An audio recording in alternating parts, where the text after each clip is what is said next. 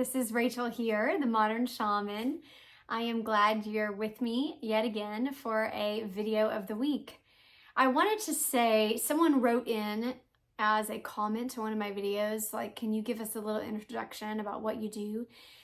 And I want to apologize for that because I realize so often I just figure that my audience are people that know me and have been with me for a while, because many of you are. But if you are new or you have no idea who or what I am, I want to give you a little introduction to tell you about what it is that I do. And as a modern shaman, I have been in this working paranormal world for many, many years now, being born as a psychic with premonitions and seership. I developed that over many years, and over time it's looked differently in the different areas in which I've worked. I have done everything from paranormal research, working in government think tanks, working on homicide and missing person cases with government officials, police officials. I have done shamanic land clearings and healings over war-torn territories. I have performed sacred rites and rituals within the Native community and global healing initiatives, as well as I was awarded in 2016 with the female world's best medium. I don't know why they broke it into female and male categories, but I've done a lot of different things with my gifts over the years. I also developed my own curriculum. I have a master's degree in education, and I firmly believe through all of my time that I was working in this paranormal world, I realized that so many people go to psychics and mediums and paranormal kind of the paranormal world in order to solve a lot of the issues that they should feel personally empowered to connect with and solve and resolve themselves. And that belief deep inside of my heart that you don't need a medium to be your intermediary between you and your loved ones. You should be able to have the confidence and the know-with-all to reach out to those that you love on your own, and to speak with your higher guidance, and to channel higher wisdom in your higher self, and to embody who your soul is beyond just your physical form. And so I developed a curriculum to really empower people to step in and recognize their own psychic gifts, their own shamanic, native, ancient techniques of connecting to the land in which we live and the elementals which move through our own carbon-based body. And my masterclass teaching curriculum is available online. I teach that as well. So that's a little intro about kind of what I do. I have personal sessions of seership, which is what I call psychic mediumship, but it's a little deeper than that, than just traditional psychic counseling or guidance from a psychic.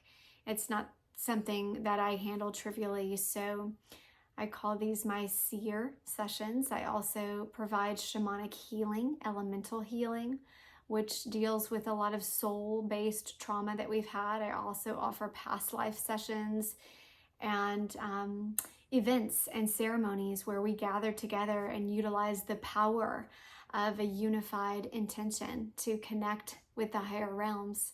So if any of that interests you, I encourage you to go to my website. It's themodernshaman.net.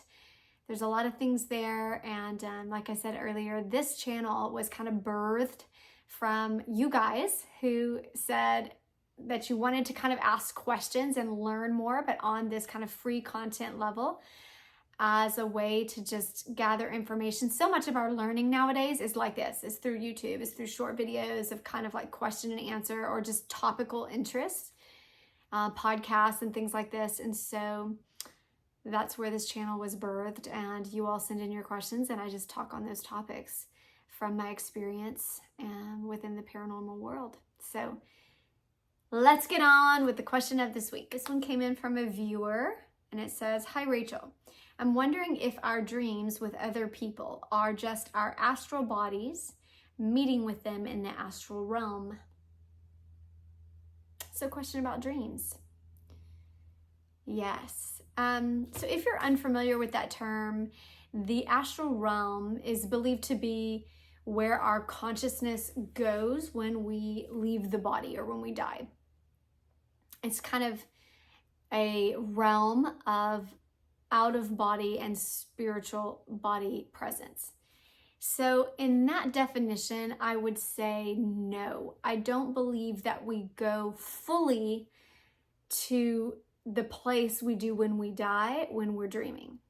I don't believe it's, but I do believe they have access. So spirits have access to meet us, but I don't believe it's the same realm. So I would answer your question by saying, if I'm just flat out answering it, I would say no, it's not the astral realm that we go to, although we can.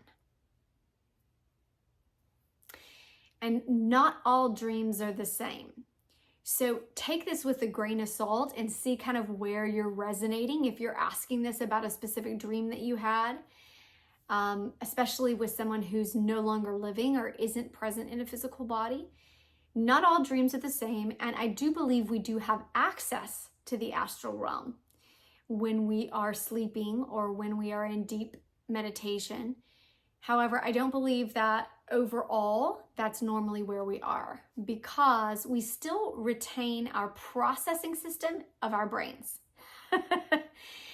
And so when we die, we don't have the brain, or when we leave the body, we don't really ever die, we're eternal. But when we leave our form and we are pure consciousness, after we leave this form, we do not retain the processing of our brain. And so that's why we have so much more understanding. And if you've listened to NDEs, near-death experiences, they've seemed to just understand so much more information, and the knowledge feels complete finally, because we are not restricted by our neurological pathways and processing speed of our neurological functioning of this human brain. And so I don't believe we fully go to that realm while we're sleeping, because we're still retaining our processing in the human brain.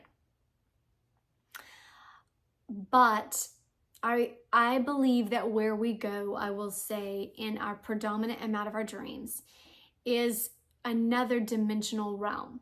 And that dimensional realm is accessed by frequency. Because if you know, our third dimensional realm that we live in, that you're seeing me in right now, is experienced through particular frequencies of electromagnetic wavelengths, right? That we perceive through our visible eyes. Now, the electromagnetic light spectrum, right, is so huge, and there's so much of it that we cannot see. Actually, we only see like a tiny fragment. I believe it's like 0.0035. Like, that's how much of the electromagnetic radiation of light that we receive that we're actually able to perceive through our human optics. It is so limited. We perceive a tiny amount of what is actually within the radiation spectrum. So there's so much of that that's determined by just the frequencies that we are able to see. So really, our light spectrum frequencies that correspond with the 3D is just a tiny slice of the light spectrum. When we are able to perceive without our physical eyes, we don't have that limitation, then we're able to perceive many more of the electromagnetic light frequency range, and therefore we're able to access more of those dimensions. That's why when you also hear a lot of near-death experiences, they'll talk about the colors. They'll talk about, like, they'll be like, oh, I can't even explain these colors. They don't even exist here. Like, it's like they're breathing life. Like, it's like they have so much more energy in them, which essentially is the different wavelengths of light. Like X-ray and gamma rays, these are higher on the electromagnetic light spectrum that we know they exist in our science today, but our optics are not able to perceive them. Well, when you go beyond our visible light, and we are perceiving light from our psychic or our innate ability of just energy to energy and receiving and reflecting from our consciousness, then we're able to move into other dimensions. And those frequencies line us up with those dimensions. So I believe that's what's happening when we're dreaming. That's a long explanation, but essentially it's not a physical location so much as it is a frequency that we're tuning into, and our innate ability and our perception that is beyond just our visible spectrum of 3D frequencies. I hope that's helpful.